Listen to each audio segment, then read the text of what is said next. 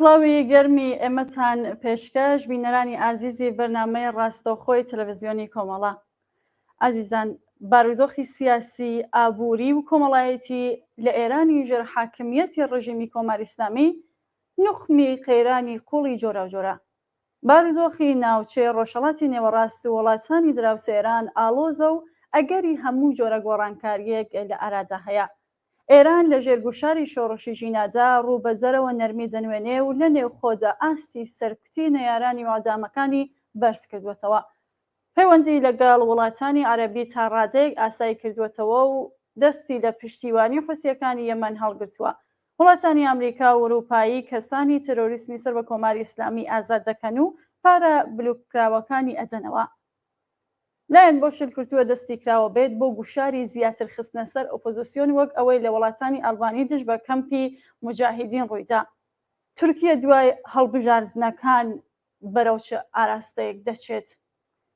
ئەم پرسیارانە و هەندێک بابەتی تر لەگەڵ میوانی بەڕێزی بەرنامەی ڕاستەوخۆی ئەمڕۆ کاک ڕەزا مەنوچەهری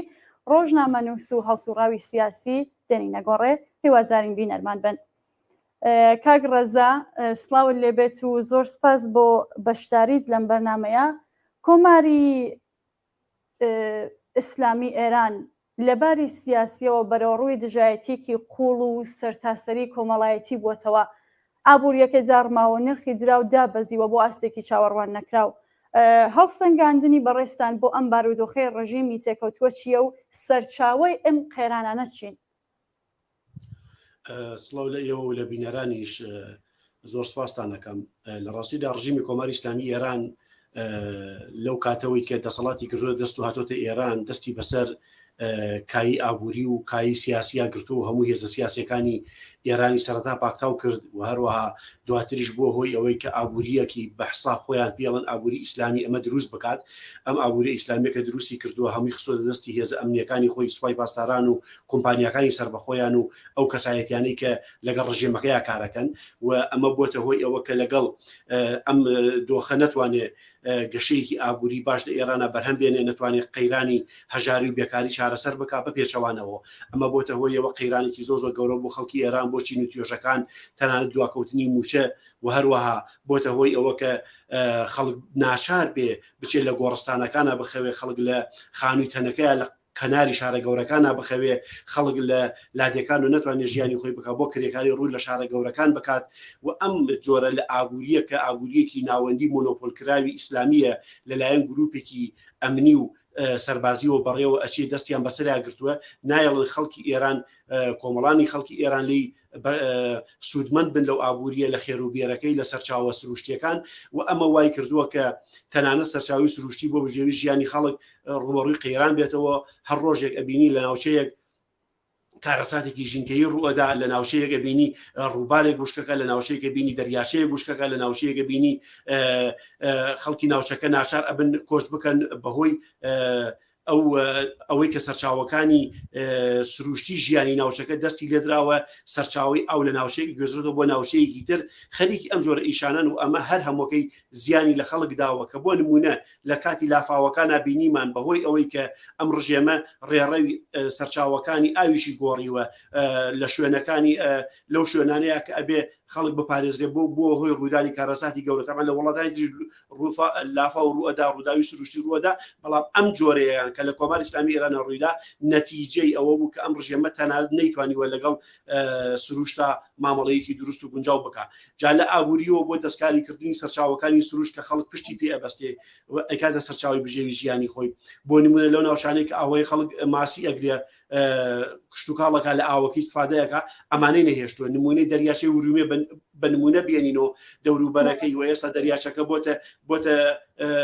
نزیک بۆتەوە لەوەی بێتە بیابانێکی خوێ. یعنی ئەمانە نەتیجی ئەم سیاسەتە ئابووریە غەڵەتەیە کە خەڵکی هەژار کردووە، ژینگەی ئێرانی تێکداوە، خەڵکی بێکار کردووە، خەڵک ناچارە بچێت لە گۆڕستانەکان بنوێ، خەڵک ناچارە لەسەر شەقامەکان کار بکات. یعنی تۆ سیر بکە لە دوایین ئامارەکە هەفتەیەکە 10 ڕۆژە بڵاوبووەوە لە تارانە تەنیا 70,000 منداڵ خەریک کۆکردنەوەی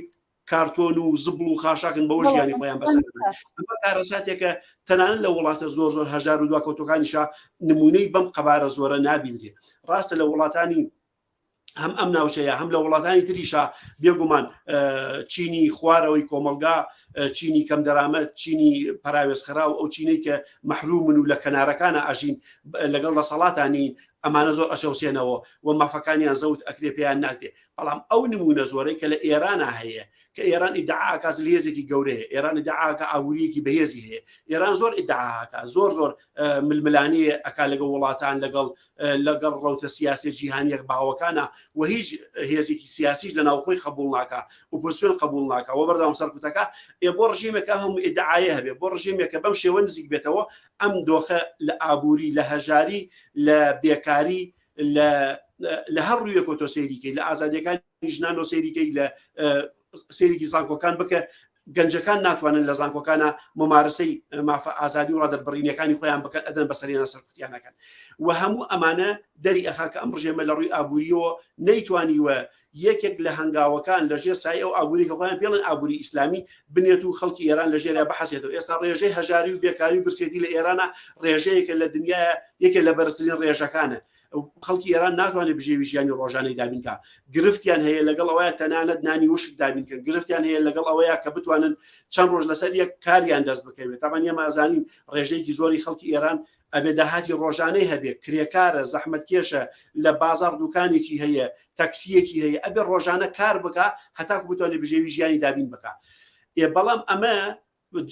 بە ڕۆژانە خەڵگەم کارەی دەست ناکەوێت. دوکاندارەکان لەبەرەوەی خەڵک پارەی پێ ناتوان شتیان لێ بکڕن. شۆفێر تەکسیەکە لەبەرەوە خەڵک بەپێ هاتوچۆکە پارەی تەکسی پێ نیە، هاتوچۆ کەمترەکە. کرێکارەکە لەبەرەوەی کە کاری کەم بۆتەوە، بیناسازی کەم بۆتەوە، کە کار لە کارگاکانە نەماوە یا دەرئەکرێن یا کاریان هەموو ڕۆژێ دەست ناکەوێت. لەبەرەوە تۆ لە هەر گۆشە لیگایەکەوە سەیری کۆمەلگای ئێرانەکەی، سەیری چینە جۆرە و جۆرەکانی ئێرانەکەی، هەر هەمویان لەژێر هەژاریەکی زۆر سەختە ئەناڵێنن و ئەمە دەرەنجامی ئەو سیاسەتە ئابووریەتە کە پێڵێن سیاسەتی ئابووری ئیسلامی و ئێرانتیایە سەرکەوتوو نەبووە و نەیتوانیوە نمونەیەکی باش نیشان بدە لەو ئابووریە. بەڵێ دەستکۆش کاک ڕێزا، هەروەکو خۆتان ئاماژەتان بێت بێکاری هۆژاری خسارەتە کۆمەڵایەتیەکانی سەرچاوەگرتوو لە سیاسەتە چەوتە ئابووریەکانی کۆماری ئیسلامیەوە کۆمەلگا ئێرانی داگرتووە. بارودۆخی ژیانی و بەڕێچوونی خەڵکی هەژاری کۆمەلگا زۆر نالەبارە. سەرچاوی ئەم نەهامەتیانە چین کە تۆزێ بۆمان زیاتر تۆزە بن وە ڕێگە چارەی دەربازبوون لەم بارودۆخە بە بیرڕای ئێوە چییە؟ لەم ساڵانی دوایە سەرنج بدە لە ئێران ئاماری خۆکوشتن زیادی کردو بەداخێکی زۆر زۆرەوە و بەداخەوە ئاماری کوشتن و خۆکشتنی ژنانیش زیاوی کردووە. ئەمە یەکێ لە دەرەنجامەکانی کۆمەلگایەکی ناسوباتە، کۆمەلگای کە سەقامگیری دوو جەهێتەوە توانین ڕوانگەی بۆ بکەین، هەم لە جەهاتی بێکاری و هەژاریەوە هەم لە لەحازی ناموس. ئەو بەڵێ ینی تاپانێکی لە هۆکارەکانی لە چه کۆمەلگایەکە قەیرانی کوشتن و خۆکوشتن و بەتایبەتی کوشتنی ژنان دروستە بێ. ئەمە زۆر گرنگە، ینی کۆمەلگایەکە سوباتی دیانە، کۆمەلگایەکە ئازادی دیانە، کۆمەلگایەکە قەیرانی ئابووری هاتیە کە کێشەی بژێوی هاتیە. ئینسانی گەنج ئومێدی نامێنێ بە ژیان، ئومێدی نامێنێ بە داهاتوو، نەتیجە پەنا ئاباتە بەر ئەوەی کە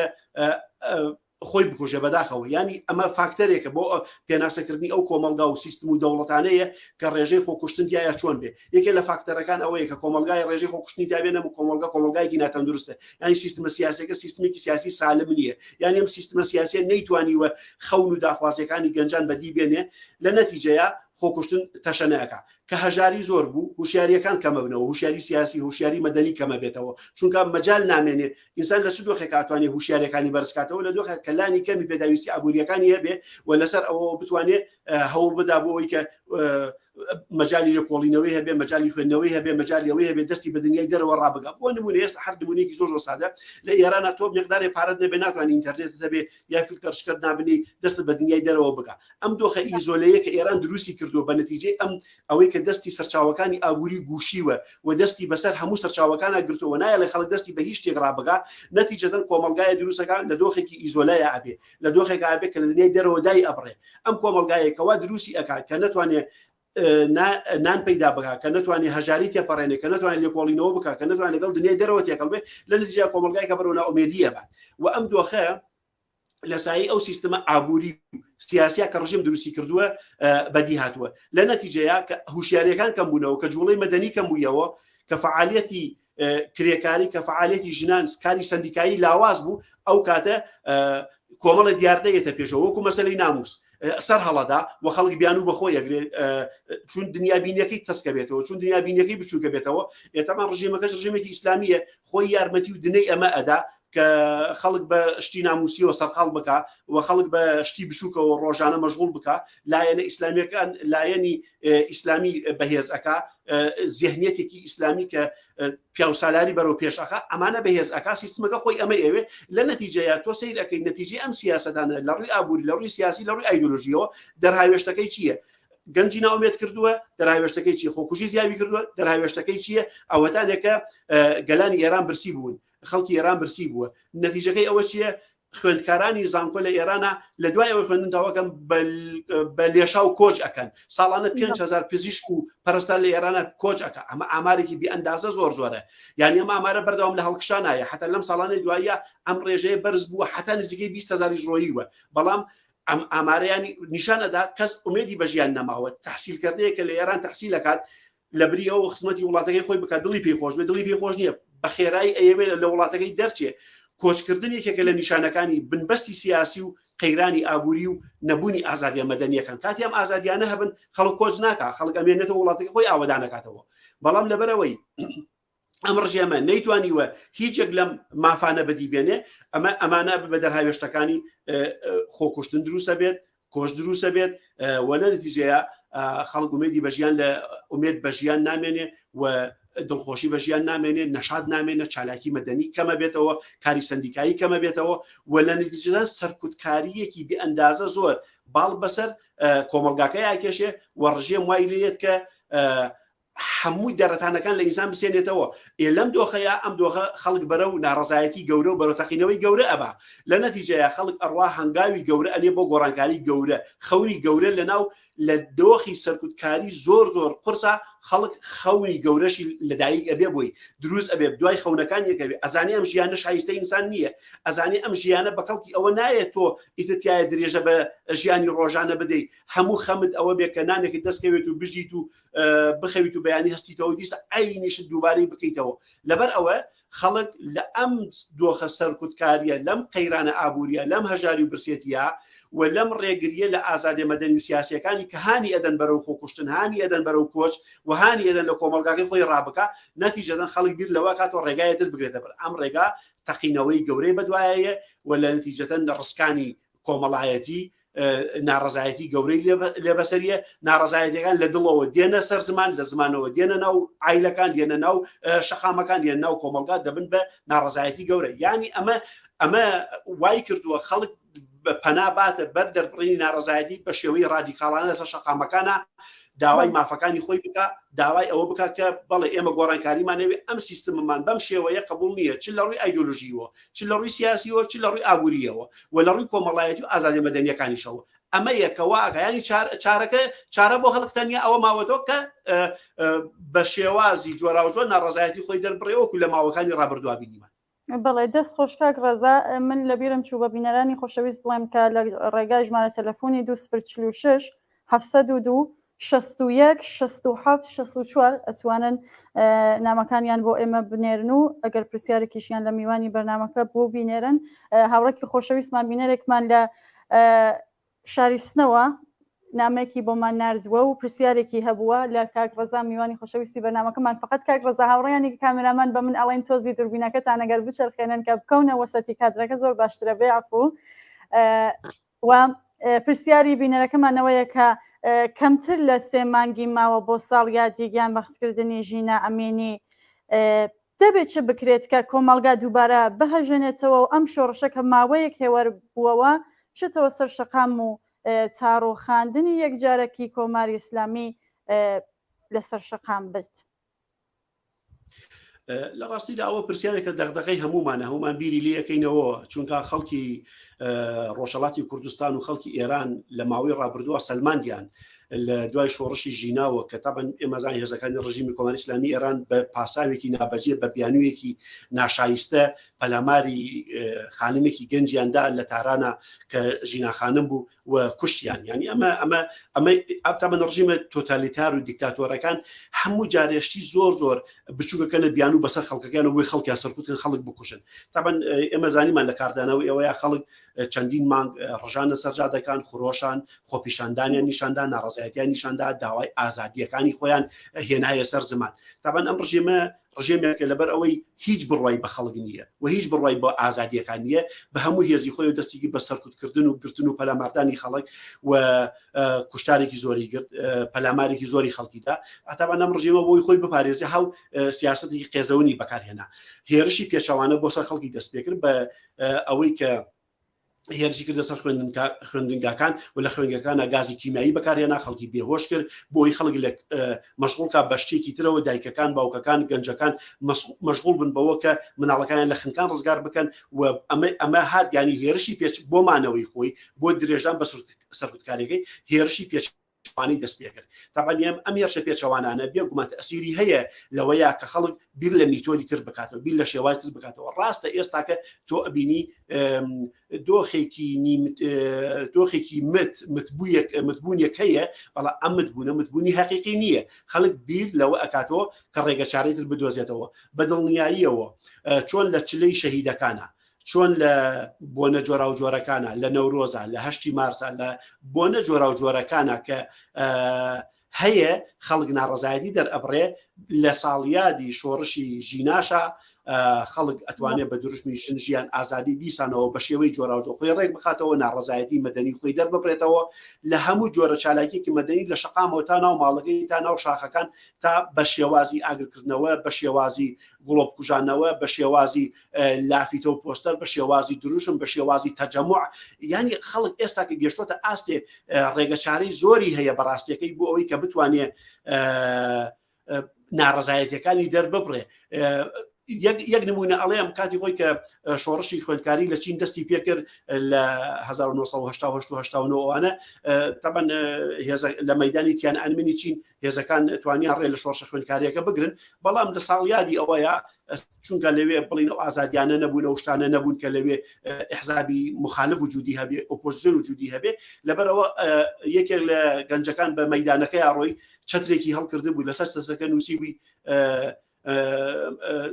ئێمە لە ناڕازایەتی بەردەوامین و ئێرە مەیدانی تیان ئەنمنە. ینی هەر ئەوەی نووسی بوو ڕۆیی بۆمە پەیامی بوو لە دنیا بەڵاو بوویە وەکو خەباتێکی مەدەنی ینی یەک تاک بەتەنیا خۆی ئەتوانێت بە یەک شوێنە بڕوات بە شێوەیە لە شێوەکان ناڕزایەتەکەی خۆی دەربڕێ. ئەمە وەکو نمونەیەک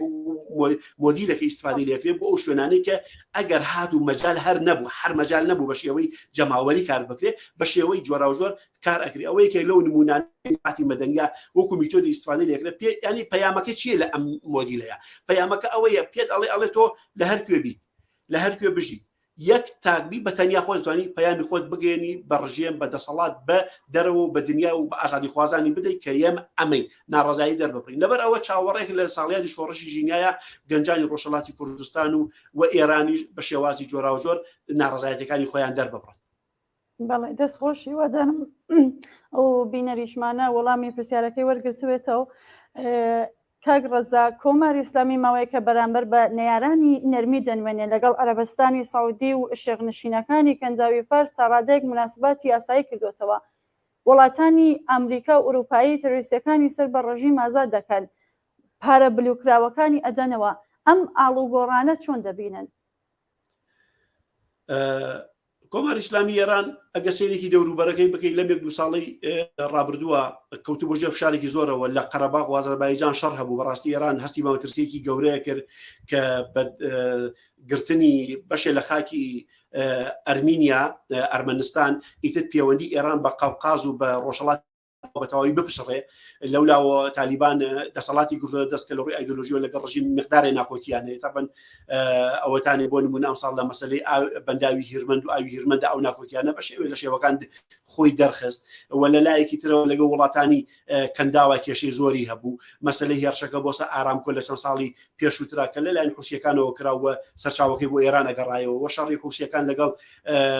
لەگەڵ سعودیا ئەمە وای کردبوو ئێران لە لای وڵاتانی کەنداویشەوە زەختێکی زۆر زۆری لێ بکرێ و فشار لەسەر ئێران زۆر بوو و لە عینی کاتا ڕێکەوتن نامی ئەتۆمیش ڕاگیرا بوو بە شێوەی لە شێوەکان جێبەجێ نەکرا بوو ئەمریکای کشاویەوە هەموو ئەمانە بخیتە پاڵێک فشارێکی زۆر زۆر گەورە لە سەر ئێران هەبوو لە دەوروبەری ئێرانە هەبوو و ئەمە وای کرد کە ڕژێم بە شێوەیە لە شێوەکان بە وەساتەتی چین و ئەوانە هەندێک پاشەکشە بکە و ئامادە بێ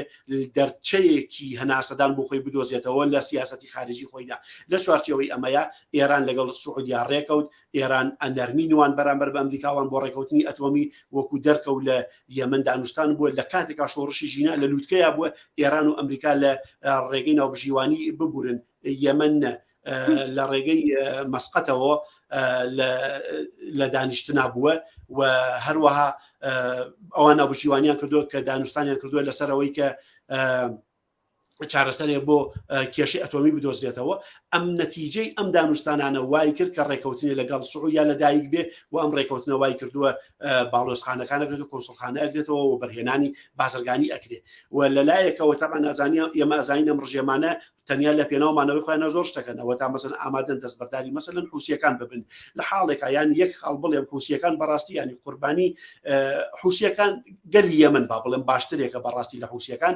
گەلی یەمەن قوربانی سیاسەتی هەڵی سعودیا و ڕژێمی ئێرانە سعودیا ئامادە لەبەرەوەی بڕۆی بە ئازادی مەزهبی و ئازادی سیاسی و ئازادی مەدەنیە ئامادە نیە ئەوان وەکو خۆیان وەکو شیعی زەیدی قبول بووە کە شیعێکی زۆر نەرم ڕەون بنسبت بە شیعەکانی تر وە ساڵەهای ساڵە لەو منتیق خۆیان نەژی هیچ کێشەیەکیان بۆ سعودیا دروست نەکردو بەڵام لەبەرەوەی قبولی نەکردن وای کرد ئەمان پەنابەنە بەر کۆماری ئیسلامی ئێران چەک وەربگرن و بزوتنەوەی چەکداری دروستکەن و شەڕ دروست بکەن ئەمە ینی ئەم خەڵکە کە زەختی لێ ئەکرێت کە مافی زەوتەکرێت کە ئازادی مەزەبی ممارەسە ناتوانێت بکە پەنا بۆ شوێنێکی ترە بە کە یارمەتی بدا یان ئەم پەنابردنە نەتیجەکەی چی ئێران بەکاریهێنان بۆ خۆیان بۆ باشگرتن لە سعودیا و نەتیجەکەی ئەوەی ئێستاکە لەگەڵ سعودیا ڕێکەوێ و بەداخەوە گەلی یەمەن بێ پشت و پەنا بە شێوەیە لە شێوەکان دەستیان لێبەردا بەخۆی پشت و پەنایان نەبوون بەڵام دەستیان لێبەردان و ئەمە نەتیجەکەیەتی لە لایەکی تریشەوە تۆسەیرەکەی ئێران بۆ ئەوەی کە بتوانێت لەژێر فشارەکانە بێتە دەرەوە هەندێک نەرمینواند و ئەم نەرمینواندنانەوەی کردووە بەشێ لە پارە بلۆکراوەکانی ئازاد بکرێ چەند میلیارد دلارێکی ئازاد کراوە کە هەمووی کۆی بکەیتەوە دەوروبەری 20 میلیارد دلارێکەکە لە کۆریای باشوور هەندێک ئازاد کراوە لە هەندێک وڵات هەندێکی ئازاد کراوە لە عێراق هەندێکی ئازاد کراوە کە ئێران لە چوارچێوەی معاملات و شتەکانی بازرگانی لەگەڵ ئەم وڵاتانە کەی بوو ئەو پارانەی لە وڵاتانەمە بەدەستی بەسەرە گیراوە بەڵام ئەمە وەکو چراسەوزێکە بۆ ئێران کە تۆ ئەگەر هەنگاوی بەرەو ئێمە بنی ئێمەش پارەکانت ئازاد دەکەین و ئێرانش پێویستی بەمەیە ئێران بۆ مانەوەی خۆی پێویستی بەمەیە و ئامادەی ئەم سازشانە بکات ئاماژەکان ئەوەن کە ئێران و ئەمریکا لەستە چوارچێوەی ڕێکەوتنی ئەتۆمیە بە شێوەی لە شێوەکان ڕێەکەون و ئەمانە پیشزەمینەکانن مەسەلەن ئێران وەکو پیشەی هەمیشەی کاتێک تۆزێ پارەی پێدەن هەندێک لە زیندانیەکانی خەڵکی ڕۆژئاوا کە یا هاوڵاتی وڵاتانی ڕۆژاوان یا دوو جنسێتین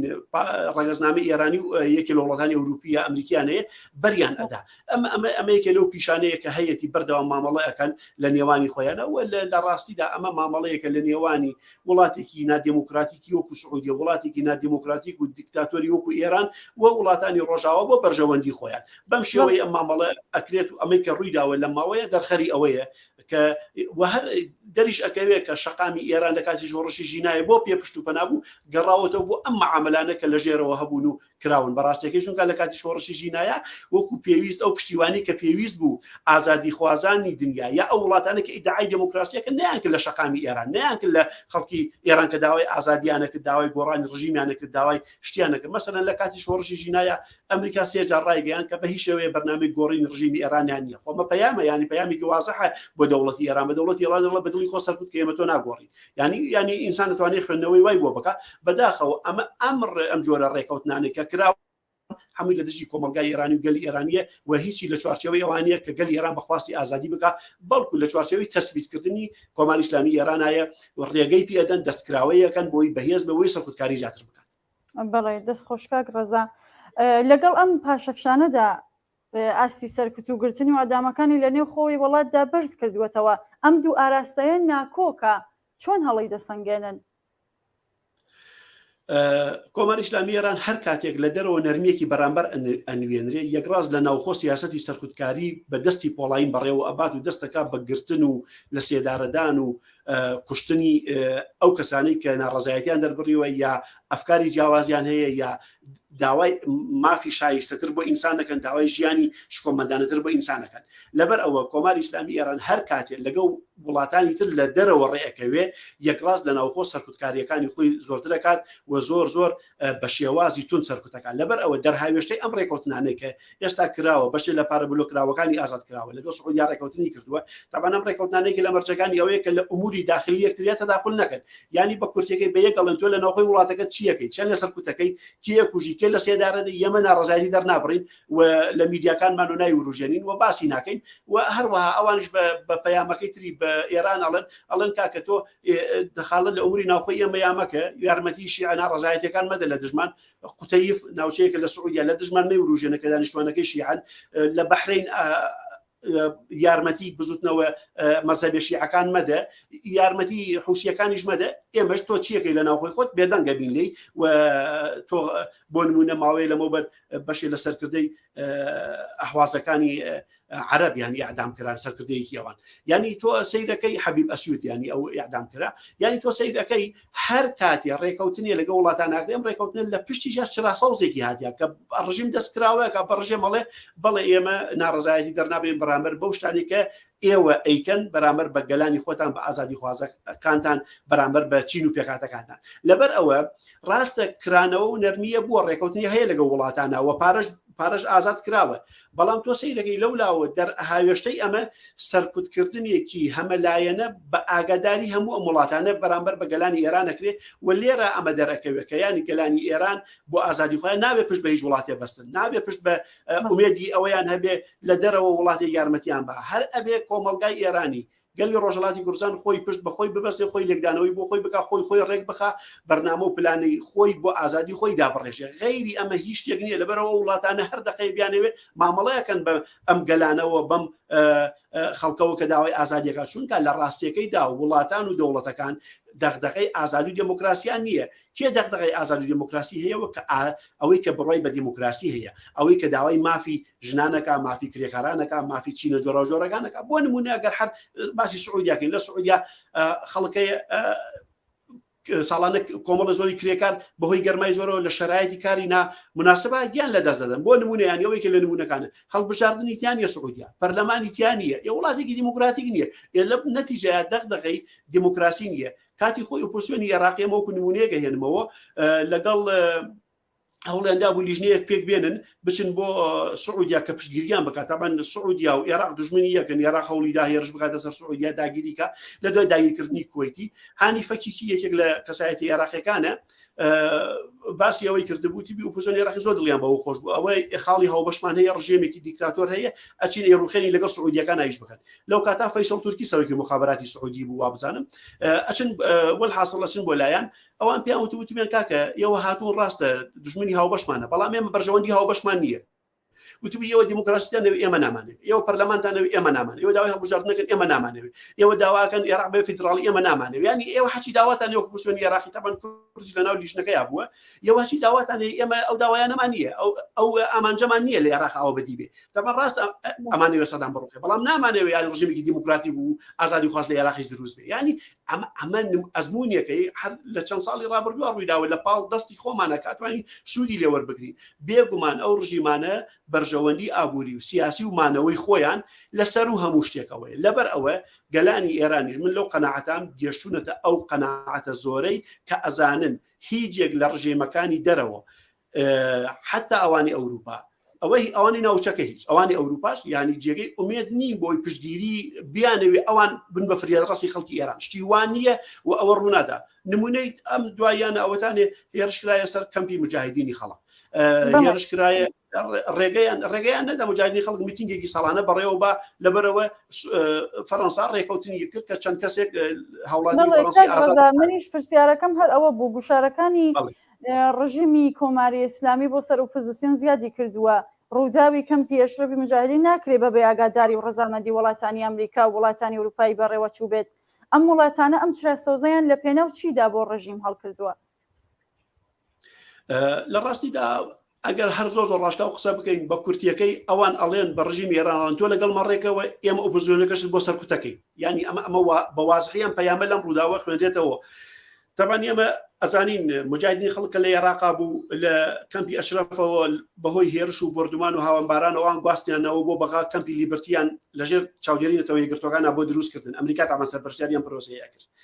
لە دوای ئەوە لە بەغاشا هێرشیان کردنە سەریان قەزیەکە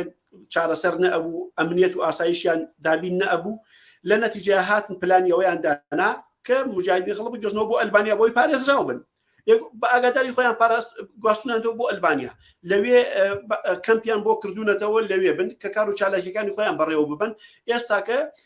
تەبان خۆ لەوێ خۆش چەکدار نین خۆ لەوێ ئەتوانن ینی چی بکەن ینی کارێکی چەکداری کە مەترسی بۆسە ئەلبانیا بۆ نمونە دروست بکە یا شتێکی وا بکە ئەگەر هەر شتێکی غەیرە قانونیش لە ئەندامانیان یا لە بەشێ لە ڕێخستنەکانیان ڕووەدا بەشێەوەی حەل و فەسڵی ئاسانی هەیە نەگەوەی تۆ لە پڕ لەگەڵ ئێرانە کە ڕێکەوتن ئەکرێ کە پارە بلۆکراوەکان ئازادەکرێ و لە پاڵ ئەوەیە کە ڕێ لە میتینگیان ئەگیرێ لە پاریسا یەکڕاستۆی بە هزار کەسەوە هێرشەکەی سەریان سەرکوتیانەکەی کەسیان لێ کوژی گازی کیمە گازی فرمێز ڕێژ و غازی خنکێنەریان بەسەر ئەبارێنی ئێمە وازە ئۆپۆزیسیۆنێکی کۆماری ئیسلامی ئێران لە وڵاتێکی دوورە دەست لە کەمپێکی خۆیە تۆ ڕێگەشی پێنادی لێ بێنێت تۆ هێرشەکەی سەری پەیامی ئەمە چییە یعنی بە هەر پاساوێم هێرشە ئەنجام درابێت پەیامەکەی ئەوەیە ئەڵێ ئەگەر تۆ لەگەڵ ئێمە ڕێ بکەوی ئۆپۆزیسیۆنی تۆ لە هەرکوێ بێ ئێمە بۆ سەرکوتەکەی ینی دەرهاوێشتەی ئەم شتانەش چیە تۆ سیر بکە لەم مانگانی دواییدا کۆماری ئیسلامی ئێران فشارێکی زۆر لە حکوومەتی عێراق و حکوومەتی هەرێمەکە بارگای هێزەکانی ڕۆژهەڵاتی کوردستان وشک باران و درۆن باران دەکات و ولا عینی کاتە داواکە نازانم گۆڕانکاری دروست بکە پەناهەندە ڕۆژهەڵاتیەکان ببرێنە کەمپی جۆرا و جۆر لە شوێنی تر ینی فشاری زۆری دروست کردووە ئەیەوێتین بکاوە لە پاڵ ئەوەشە ئەمە هاوکات ئەم فشارە هاوکاتە لەگەڵ ئەم ڕێکوتانەکە لەگەڵ وڵاتانە کردوێتی و لە ڕاستیەکەیدا ئێستا بۆ نمونە حکوومەتی عێراقی یا حکوومەتی هەرێمی کوردستان لەژێر ئەم فشارەیە بە شێوەی لە شێوەکان ئەناڵن ینی چونکە کۆماری ئیسلامی ئێران ئەیەوێت بە حسابی خۆیەوە لە ئەلبانیا مادامێ لە مجاهدین دێ با لە هەرێمی کوردستانی لە ئۆپۆزیسیۆن بدرێ دەربکرێن نەیەڵن لە شوێنی خۆیان ببێنەوە لە حاڵێکە ئۆپۆزیسیۆنی ڕۆژهەڵاتی کوردستان لێرە لەگەڵ حکوومەتی هەرێمی کوردستانە بە درێژای هەموو ساڵە کێشەیەکی وایان نەبووە کە بێتە مەترسی بۆ سە هەرێمی کوردستان و ماونەتەوە بە هەر حاڵیانی ئەمە پەیامی ئەم هێرشانە پەیامی ئەم گوشارانە ئەوەیە کە دەستی کۆماری ئیسلامی ئێران ئاوەڵا کراوە و بە کۆماری ئیسلامی ئێران تۆ لەگەڵ مەڕێکەوە ئێمە دەستت ئاوەڵا دەکەین بەرامبەر بە ئەو شتانی کە ڕوو ئەدا ئەو هێرشانی کە ئەیکەی ئەو سەرکوتانی لە ناوخۆ ئەیکەی ئۆپۆزیسیۆنێک کە تۆ هەتە ئێمە ئەتوانین بە شێوەی لە شێوەکان جڵەویان بکەین کۆنتترۆلیان بکەین مەحدودیان کەینەوە و سنوورداریان بکەین ئەمە ئەو پەیامەیە کە لە یەخبێنرێتەوە و بێگومان بە دڵنیایی و ئەوەی کە ڕووی داوە بە ئاگاداری وڵاتانی ڕۆژئاوا بووە لە خۆوە نیە تاوانیە مەزانین لە سیاسەتا شتێ بناوی قەزا و قەدەر و جودنیە هەمووی پلانە بەرنامەیە بەرژەوەندی هاوبەشە ئامانجی هاوبەشە وای ئێمە پێمان وایە ئێستاکە لە ئەم دۆخەیە بەرژەوەندی هاوبەش بۆ مەسەلە ئەمنی و سیاسی ئابوووریەکان لە ناوچەکە ڕێگەی داوە کە ئەو ئێران گوشار لەمرا دروست بکە هێرش بکرێن سەر کەمپی ئەشرەفی مجاهدین لە ئەلبانیا و ڕێگری لە اعترازات بکرێ و تەنانە دەوەتانێ لە بەلژیکا تیرۆریستێکی گەورەی ئێرانی ڕادەست کرد داوە بە ئێرانیانی لە ئەبا سزا بدرایە سزا درابوو ینی بەس دایانەوە بە ئێران ینی تۆ سەیرەکەی ئەم هەموو هینابێ لەولاوە خەڵکی عەدامەکە تیانە سەرکردەی هێزێکی گەورەیە وەکو ئەوەی حەبیب ئەسیود ینی کەس هیچ ناڵێ یە نەتیجەتەن ئەمە دەریەخا کە کۆماری ئیسلامیان لەگەڵ وڵاتانە ڕێکەوتووە ئەڵێ بن سەرکوتکاری خۆمەکەم کارتان بەسەر منەوە نەبێ منیش بەسێ لەو شتانێک کە ئێوە لی ئەترسنیا داوایەکەم بۆتان جێبەجێیەکەم بۆ تا ئێستاکە وای کردووە ئەو شتانی جێبەجێ کردووە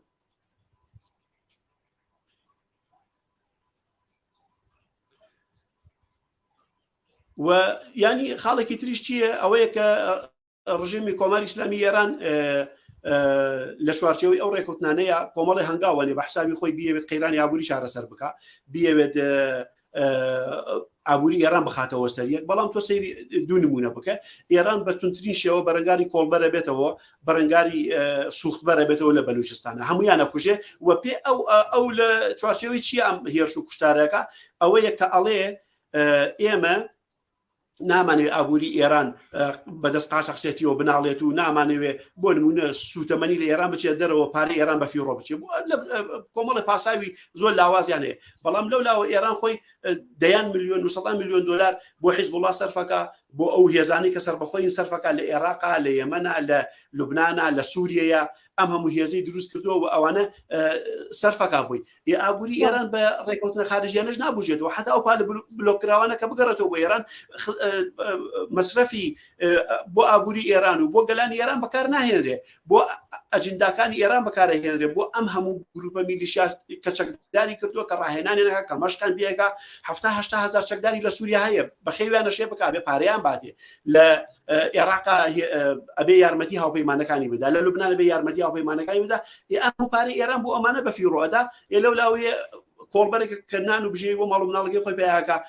دوبای 200 دلار کۆڵێکی پێیەچەی کوژێ لەو لاوە سوختبەرێکی بەلوچ کە بای لەوە چێ 100 دلار 70 دلار سوتەمەنی پێبێچەی کوژێ هەموو ئەمانە لەژێر چیاکە لەژێر پاساویەوە کە حساب ئابووریەکەمان چاکەکەینەوە بەڵام لە ڕاستیەدا وانیەوە کۆماری ئیسلامی ئێران جگە لە سەرکوتکاری و کوشتنی خەڵک کە نەیەڵێ ژیانێکیش کۆمەندیان هەبێ و نەیەڵێت کە خەڵک کار و کاسبیەکی سەختیش بکات جگە لەوە هیچ ئامانجێکی ترینەوە لە پاساوی ئەوەیە کە ئابووریەکەیان ڕێک بخەنەوە پاساوێکی بێبنەمایە و ئەمەوانی بەڵێ واتە ئازادکرانی ئەو پارە بلوکراوەکانیش هیچ نەخشێکی لە باشکردنی ئابووری ئێراندا نابێت ئابووری ئێران یانی بۆ خەڵکی ئێران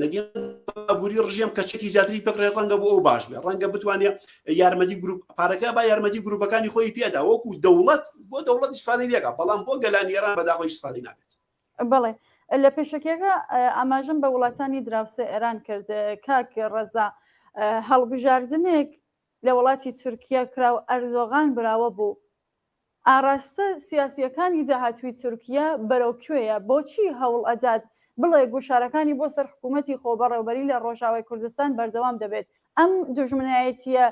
کوێر و دژی ئینسانیە بە چ هۆکارێکە لەم ناوچەی ڕۆژهەڵاتی ناوەڕاستە گۆڕانکاری زۆر بەڕێوە یانی تۆ سێرەکەی لە هەموو وڵاتەکانە جۆرە لە جۆرەکان شەڕ هەیە ململانی هەیە زلهێزەکان بەرژەوەندی داخۆکی لە بەرژەوەندی خۆیانەکەن وڵاتانی ناوچەکە ژیانەوەی خۆیان مەسەلەن بۆ نمونە تورکیا سعودیا ئێران خۆیان بە زلهێزی ناوچەکە ئەزانن دەستی وەردانەکەن هەوڵ ئەدەن خۆیان بە شێوەیە لە شێوەکان ڕێک بخەنەوە کە بتوانن لە ناوچەکەیە ئەجندا و ئامانجەکانی خۆیان بەڕێوە بن تەمان لەم چوارچەوەیە ماوەیە لەمە بەرتەمەن لە تورکیا هەڵبژاردنێک کرا هەڵبژاردنەکە کرا ئاکەپە بە سەرۆکایەتی ئەردۆغان توانی لە دۆخێکی تەموو مژاوی سەرکەوتن بەدەست بێنێ بەڕاستێکی چونکە لەسەر ئەمە قسە زۆر زۆرێک ئەو هەڵبژاردنە بە شێوازێکی ئەندازەیی هەندێک گۆڕانکاری لە هەندێک شتا کراوە هەر چۆنێ بێ ئەردۆغان سەرکەوتنی لەم هەڵبژاردنە بەدەست هێناوە بەڵام ئەردۆغان ئەمە سەرکەوتنێکە بەدەستی هێناوە لە دوای 29 ساڵ حکومڕانی کە لە تورکیا هەیەە و ئەوەی کە دەرئەکەوێ ئاراستی تورکیا تابەن یارمەتی گروپە چەکدارەکانەدا یارمەتی لە سووریا گروپی داعش و بەرەی نووسرادا یارمەتی ئیخوانیەکان ئەدا لە سەرتاسەری دنیاە و لەگەڵ قەتەرا بەیەکەوە یارمەتی هێزە جیهادیە چەکدارە ئایدۆلۆژی ئیسلامیەکان ئەدەن ئەمان بەڕاهێنانی مخابراتی و چەکداری و زانیاری مخابراتەکان کە پیانەدا یانی تورکیا بەمە قەتەریش بەپارە بەیەکەوە بە شێوەی لە شێوەکان هاوپەیمانیەکان دروست کردووە و حتا ئەمە وای کرد کە ناکۆکی لە بینی تورکیا و وڵاتانی کەندا و قەتەر و وڵاتانی کەنداوە دروست بێ لەگەڵ میسرا ناکۆکی دروست بێ زۆرشە چونکە ئەمە گۆڕانکاری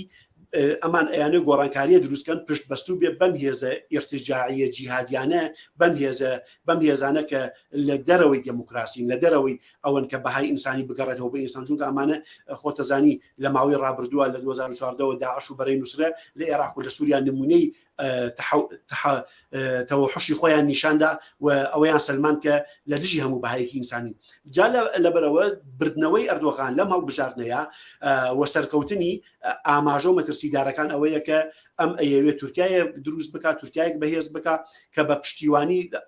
سوود وەرگرتن لەوەی کە ئەندامی ناتۆیە بەکارهێنانی تەکنۆلۆژیای پێشکەوتوی سەربازی و ئەمنی و مخابراتی بۆ کارە هەواڵگریەکانیان ئەمانە بەکارهێنێ بۆ ئامانجە ڕەجعی و دواکەوتوانی و نادیموکراتیەکانیان لەم چوارچێوەیە ئەوەی لە دژی ئەم ئامانجانەی ئەوان بێ لە دژی ئامانجەی ئەوەی کە خۆیان پێڵن نەتەوەی تورک و فراوانخوازی تورک بێ لە دژی ئەوە بێ بەرەنگاریە بنەوە تا بەناوان خەونێکیان هەیە کە ئەیانەوێ شتێ بە ناوی سنووری میساقی میلی لە حەڵەبەوە حتاک و خانەقینیانی حەڵەب و قامیشلۆ و مووسڵ و هەولێر و سلێمانی بخەنەوە سەر تورکیا و ئەوان بە بەشێ لە خاکی تورکیا ئەزانن و بۆ ئەمە زۆر هەوڵ ئەدەن تا بەنە مێزە ئیسلامیانەشیان بۆ بەکارهێنا بەڕاستی کە ڕۆژاوی کوردستان داگیرکەن و وەکو چۆن ئیدلیب وەکو بەشی لە تورکیا لاتوە ئەمیش بکەن بە بەشێ لە تورکیا و تورکیا هەنگاوێ لەو لە داگیرکردنی سنوورەکانی میساقی میلی نزیک بێتەوە و دەستی بە سەرچاوی نەوتیش بگا سەرچاوی نەوتەکانی ڕۆژاوی کوردستان و لە پاڵ ئەوەشا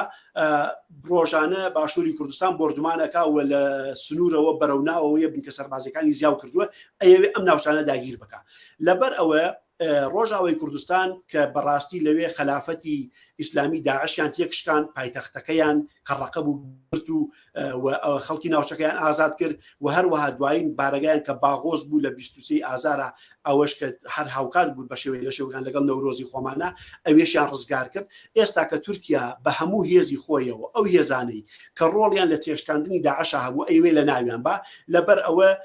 ڕۆژێ هێرشەکاتە سەر ئەفرین ڕۆژێ ناوچەی سەرەکانی و گریسپی داگیرەکە و ئێستاش پلانی ئەوە هێرش بکاتە سەر ڕۆژاوای کوردستان و بەشێکی تری لە داگیر بکای پلانەکەی خۆیان ئەوەی هەیە بە قوڵایی 32 کیلومتر هەموو ڕۆژاوی کوردستان داگیر بکەن بەڵام ڕەنگە بە یەک جارەمەیان بۆ نەچێتە سەر بەڵام هەنگاو بە هەنگاو هەوڵ بۆ جێبەجێکردنی دەدەن سەرکردەکانی ڕۆژاوای کوردستان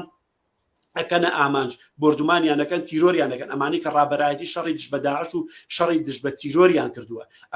ئەمانە کە بوونە قەڵغانی مرۆڤایەتیان پاراست ئەگەر داعش لە ڕۆژاوی کوردستانە تێک نەشکایە پایتەختەکەی لە ناو نەشوایە ئەو بکر بەغدادی نەکوژرایە داعش ئەیتوانی تشکیلاتەکانی خۆی ڕێک بخە لە ئەوروپا تاقینەوەی گەورە بکە کۆمەڵکوژی بکە خەڵک بکوژێ یعنی لەبەر ئەوە کە لە ڕۆژاوای کوردستان ئەمەیان کردووە بە شێوەی لە شێوەکان ئەوروپاشیان پاراستووە کۆمەلگای ئەوروپایان پاراستووە و جیهانیان پاراستووە لە تیرۆری ترسناکی داعش لەبەر ئەوە ئەم هێزە ڕۆڵێکی زۆر گەورەیان هەیە ئێستا کە لەو ئارامی کە لە ئەوروپا هەیە لە دنیاە هەیە و ڕۆڵی سەنگەری یەکەم سەنگەر و بەرەنگاری یەکەمیان پاراستووە لەبەر ئەوەی تورکیا بۆ خەونەکانی وەکو نەتەوەی تورک داگیرکردنی وڵاتانی تر و لە پاڵ ئەوەشە ئەو هێزانی کە شەڕ دژ بە داعشیان کرد تۆڵەیان لێ کاتەوە و نایەوێ وجودیان هەبێ و لە پاڵ ئەوەشە بۆی کورد بەدەستکەوت بەدەست نهێنێ بە مافەکانی خۆی نەگا و ئێمە ئەزانین بەداخەوە ینی سیاسەتی تورکیەکی لە کۆڵەکەکانی ئەوەی لەسەر ئەوەدا دروست کراوە کە دژایەتی هەموو ماف و هەموو دەستکەوتێکی میلەتی کورد بکە حتا لە مەسلەیەوە تا سوید بێ بە ئەندامی ناتۆ هەموو مەرجەکانی ئەوەیە کە بێ سوید دژایەتی کورد بکە ینی تورکیا لە هەر شوێنی هەر دانوستانیەکانی کە لە مەرجەکانی ئەوەتانێکە ئەو دەوڵەتە ئەبێت دژایەتی کورد بکە ئەمەیە بەداخەوە ئامانجە هەیە و تورکیا ئەیەوێت لە بەحسابی خۆیان ینی ئەردۆغان و ئەوان ئەیانەوێت بە حساب ئەمە 100 ساڵی یەکەمی کۆمەر تەواو بوو ئەیانەوێت 100 ساڵی دووەم دەست پێ بکەن ئەیانێت بۆ دەستپێکردنی 100 ساڵی دووەم بناغەکانی دابڕێژن تورکبوون بەهێز بکەن ئیسلام بوون بەهێز بکەن تاقن کۆڵەکەکانی تورکبوون لەسەر دوو بنەمایە دەوڵەتی تورکیا فراوانخوازیەکەی یان بڵین ئیتحاد و تەرەقیەکان لەسەر دوو بنەمایە یەکێکەوەیە تورکێکی خالص دروست ببێ و یەکێ تریش ئەوەیە کە ئیسلام ئەم تورکە خالصە کۆڵەکە ئایدۆلۆژیەکەی ئیسلامە لەبەرەوە لە عوسمانیەکانەوە ئیسلامی سونە بۆ ئەمان گرنگ بووە ئەوان ئەیانەوێت تورکێکی ئیسلامی دروست بکەن کە ئامانجەکەی ئەوەی داگیرکردنی کوردستان یەکێ لە ئامانجە گەورەکانێتی و مافی هەر جۆرە دەستکەوت و مافێکی میلەتی کورد بە مەترسی ئەزان بۆ سەر ئەم ئامانجەی خۆیان لەبەر ئەوەی ئەوان حتا دوێنێ نوێنەرەکەیان لەنتەوەی گرتوەکان دەڵێ یەپەگا هەڕەشەیە بۆ سەر ئێمە یەپەگە بەمەرجێ نەهێرشەکە دەسەر تورکیان لە بەرامبەر بە تورکیا هیچی کردووە وڵات لە وڵاتی خۆیەتی خۆی بەڕێوە با خۆ بەڕێوەری ڕۆژاوی کوردستان ئەپارێزن لە داعشی ئەپارێزن لە شانە نووسەکانی داعش ئەپارێزن بەڵام تورکیا ئەمەی قبول نییە چونکە تورکیا لە ڕاستیدا شەڕ لە دژی داعش بە شەڕ لە دژی خۆی ئەزانێ ئەمە ئەو حقیقەتەیە و هەر داعشێ بکوژرێت تورکیا هێرشێکا لەسەر ڕۆژاوی کوردستان ئەگەر شانەیەکی نووستی داعش لەناو بچێ ئەو بردمانی کە ڕۆژاوی کوردستانەکە تۆ بارانێکە بەداخەوە ئەمە ئەو دۆخەیە و ئەو ئەیەوێت ئەم داگیرکاریەکەی خۆی لە چوارچێوەی ئەمەیە فراوان بکات. بەڵێ دەست خۆشکاک ڕەزا پرسیارێکترمان بۆ هاتووە بەداخەوە بینەرەکە نەنووسیویەکە لەکوێوە هەیە بەڵام پرسیوەکە شۆڕشی ژینە تا ڕادەیەک هێور بووەتەوە ناڕزایەتیەکانی خەڵک لەسەر شەقامەکان کەمتر بووەتەوە ئایا ئەم دیاردەیە نیشانەیەوەیە کە شۆڕش کەستی خواردووە وەک ڕژیم ئیدعای ئەکات یان وشانێکە و سەر لە نوێ بە گڕوسینی زیاترەوە جەماوەر دێنەوە سەر شەقام بۆ دەستەبەکردنی داخوازیەکانیان و درێژەدان بە ڕێبازی گیانبەختکردوانی شۆڕشی ژینە. یەکشت لە ئەم پرسیارەیە کە زۆر گرینگە ئەوەتانێ ئێمە ئەزانین کە کۆمەلگا دۆخی بێدەنگی بەخۆی ئەبینێت بەڵام بێدەنگی بە معنایەوە نیەم کۆمەلگا کۆڵی هاوە کۆمەلگا دۆخی متمن بەخۆی ئەبینێ بزوتنەوە ئیجتماعیەکان وانانێ لەپڕ لە کۆمەلگایکی بێدەنگا سیرەکەی بزوتنەوەیکی کۆمەڵایەتی گەورەی بەهێز دروستە بێت کە ڕژیمەکە ڕوخێنێ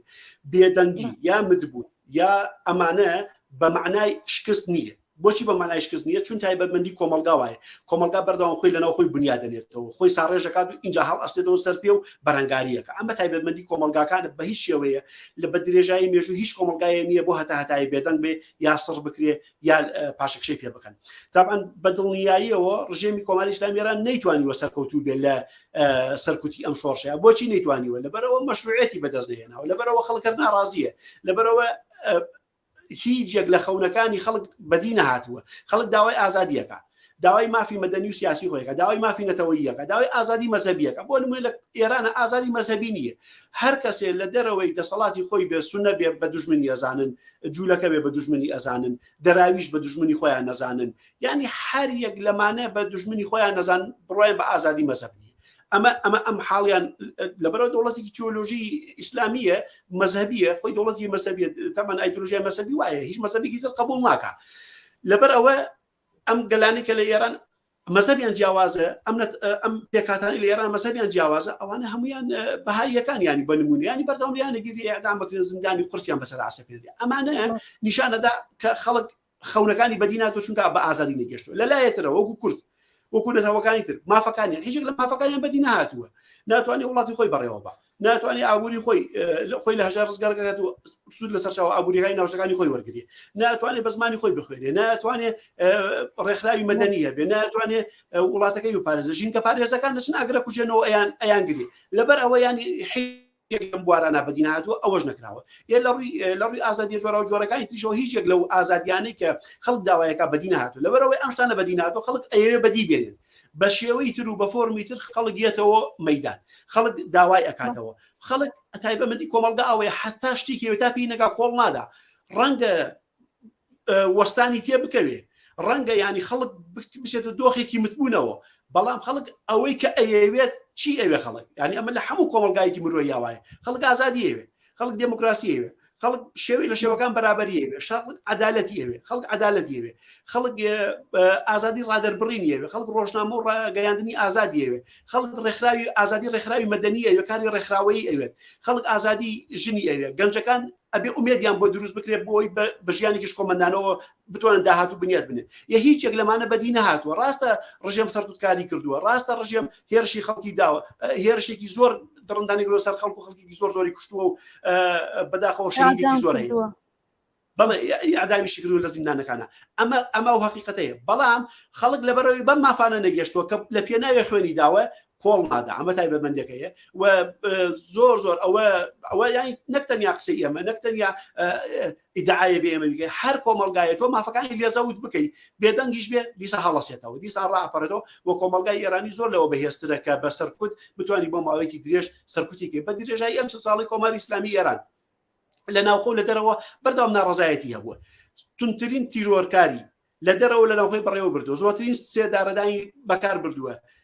هەوڵی ها گەورەترین پاکتاوی سیاسی بکە هێزی ئۆپۆزیسیۆنی سیاسی لە ناوخۆی ئێرانە نەهێڵێ بەڵام نەتیجە چییە هەر بەردەوام ناڕەزایەتیە لەم ساڵانی دوایە لەم 5 ساڵەیە سیر بکە بە بەردەوامی ناڕەزایەتی هەبوو لەبەر ئەوە ڕاستە ئێستا کە جۆرەی لە متبوونەیە بەڵام بە دڵنیاییەوە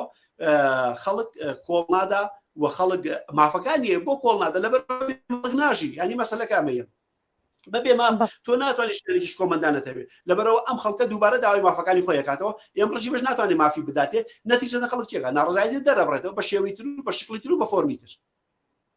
بەڵێ زۆر سوپاس کاک ڕەزا بۆ بەشداریتان من پرسیارێکم نەماواگەر بۆ خۆتانەتانەوەی ئاماژە بە شتێکی نەوتراوە کە لە تولی بەرنامەکە ئاماژە پێ نەدراوە بفەرمونون وەڵا سوپاسان دەکەم ینی بەڕاستی پرسیارەکانیش هەمە لایەنەوە هەمە چەشن بوون ینی هەموو ناوچەکە و سیاسەتی حتا وڵاتانی دەرەوەی ناوچەکەش ئەوانە ڕۆژاوی کوردستان و تورکیاشی لە ناوە هەمووەمانە باس کرا بەڵام یەکشت کە زۆر گرینگە ئێمە لە قۆناغێکی سەختی قەیراناوی یاین بەڕاستی گرینگە لە ناو هێزەکانی کوردستانە هەموو هێزەکانە جۆرێ لە مدارا جۆرێ لە یەکتر تەحملکردن زیاتر بێ وە گفتوگۆ و لێک نزیکبوونەوە لێک گەشتن بە شێوە لە شێوەکان زیاتر بێت چونکە ئێمە بە قۆناغێکی گوزەرە بە ڕۆژهەڵاتی ناوەڕاست هاتیەپەڕین لە باکوورەوە بۆ باشوور لە ڕۆژئاواوە بۆ هەموو شوێنەکان سیرەکەی ئێران تورکیا بە بەردەوامی فشارەکەن بردومانەکەن تیرۆرەکەن ڕۆژ نیە ینی ئێران تورکیا مەسەڵەن خەڵک تیرۆر نەکەن لە سێدارە نەدەن لەبەرەوە داگیرانی کوردستان زۆر بە خستی ئەیانەوێ کورد یا بزوتنەوە ئازادی خوازەکان هەمومان ینی ئەوەی کە داوای مافەکانەکەی من سەرکوت بکە لەبەرەوە بەڕاستیەکەی ئەگەر هێزەکان بتوانن ئەمە داخوازی و بانگەوازی بەشێکی زۆری لە خەڵکی دڵسۆزی کوردستان کە هەموو هەوڵەکان ئەوە بێ بەرەو هەنگاوی لێک تێگەشتنی زیاتر بڕۆین بۆی داهاتوێکی ڕوونترمان هەبێ بتوانین بەکاری بە قورسایی سیاسی زیاترەوە لە ناوچەکە مافەکانی خۆمان هەموو جۆرە مافەکانمان دەستەبەر بکەین ئەوە دوا قسەی من بوو مسپاسانەکەم دەست خۆش بۆ بەشداریتان زۆر سپاس زۆر سپاس بژین بەڵێ ئازیزان و بینەرانی خۆشەویست زۆر سپاس بۆ ئێوەش کە تاکو ئێستا بینەرمان بوون و ماڵاوە تەواوی شەو دڵم ئەستێرێ و بە تاقی ئاسمانی خەمتەوە سکڵی بورکانێکە تەواوی شەو دڵم وەک شەمێکە و لە پان تاریخ خەونی یادەکاندا هەڵوەریوی دەستی سوتاونێکە تۆ خەمێک بووی هێندەی هەنگاوەکانم تۆ ڕۆژێک بووی هێندەی شەوەکانم تۆ بزەیەک بووی هێندەی فرمێسکەکانم نازانم لە کامە چەند ڕێی ئەندێشەکانمدا ونم کردی لە کامە دەشتی کاوچی بە کاوچیدا بۆ ئاخر جار بۆنم کردی تۆ ساڵتێک بووی هێندەی ساڵانی ئەوینم تۆ شریکەی بووی هێندەی خەونە شیرینەکانی یەکەم کیژۆڵەی ژینم تۆ ئاورێ بووی هێندەی سەرما و سۆڵەی ڕقوقینم نازانم لە کامە لاپەڕەدا بووی بە ئاخر وشە نازانم لە کامە بزەتدا هەڵقوڵا ئەمرێت وشە ڕۆژگارێکە با بۆنی گوڵ ناکە ڕەگ لە خاکدا دەخنچێ و باڵ ئیزنی سەفەری دوور بە باڵندە نادا نازانم تۆ ئێستا لە خانووی تەنیای خۆتدا کام پەنجەرە دەکەیتەوە و لە کامە هەوری زگ پردەنۆری نازانم تۆ ئێستا لە وشەی شێتی حەزەکانتدا دەست بۆ کامە هێشووی لەقی ئەرخەوان ڕادەکێشی گەرخەمی باغەونەکانتە لێیان گەڕێ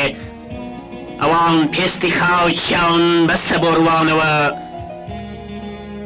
گەرخەمی باڵندە تەریکەکانتە لێیان گەڕێ ئەوان بستی ئاسمانیان بەستە بۆ گەڕانەوە گەرخەمی هێلانەکانتە لێیان گەڕێ ئەوان دوو ئاشقی دڵکەیلی ژیانیان بەسە بۆ ژیانەوە لێرەشەوە کە بەهار دێ وەک ئاخر سریلەی زستان بە باڵای یەکەم لقتەوە دەپشکوم لێرەشەوە کە هاوین دێ وەک ئاخر دڵۆپی بەرفراوی ڕەوەزان لە گەروی یەکەم جۆبارتدا دەئاژوم لێرەشەوە کە زستان دێ و ئەو کات کە گوڵی بەفر لەسەر سینگ دەپشکوێ لێو بەستەڵەکەکانم فرمێسکی ماوج هەڵدەڕێژن دەستەماوەندوەکانم بە یادی جەستەی بەفرینت دەلەرزن ئەم دێشەکانم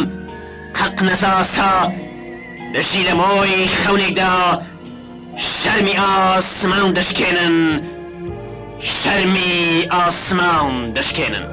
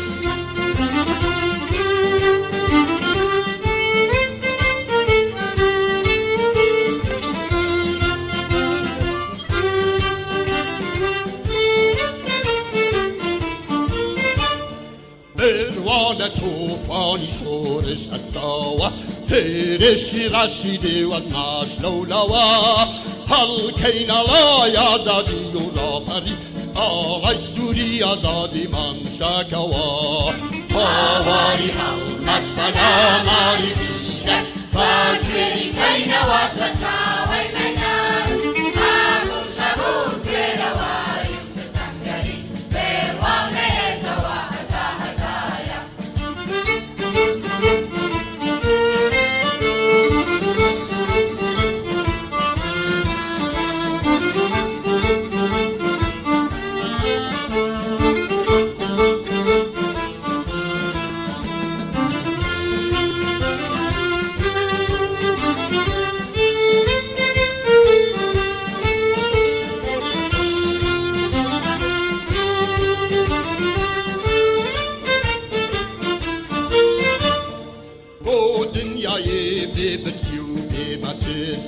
هستینه کاملانی دیلو شوسوا بس یادن گانا و دنگین دنیای هزمان لیک گردین دایا یکیری ماوانی حمد فلا ماری دیرد راجوینی کین واسط راوی بینان آبو شرو کرواری ستنگری بیوانه دوا هتا هتایا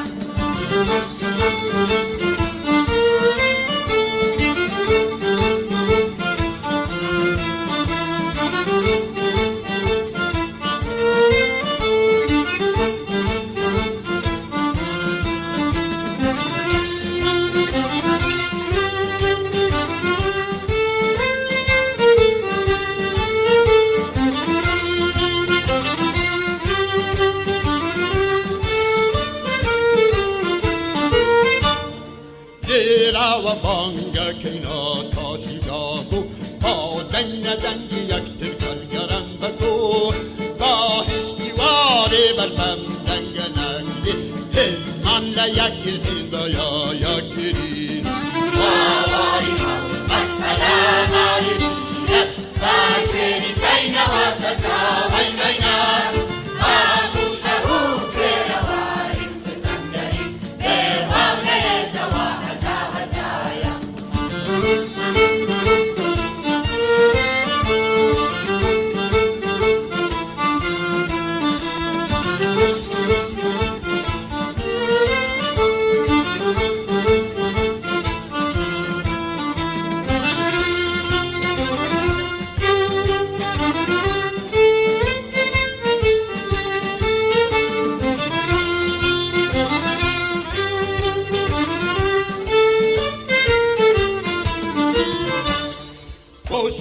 ستمکاری و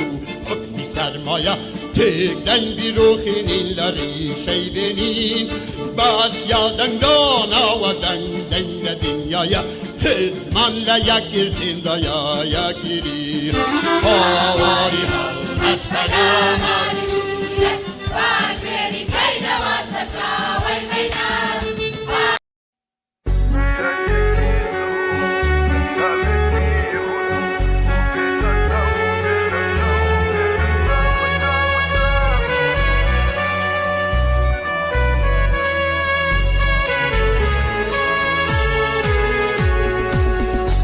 یکی زو هدا یکی رون و بلا چاو بلا چاو بلا چاو چاو چاو اسمان گشبو هاورێکی ڕەشهات دژمن گەمارۆ یا سۆیدا و پارتیجانۆ مرتامی ڤیا و بێلە چاو بێلە چاو بێلە چاو چاو چاو پارتیجانۆ مرتامی ڤیا چێ مێسێن تۆ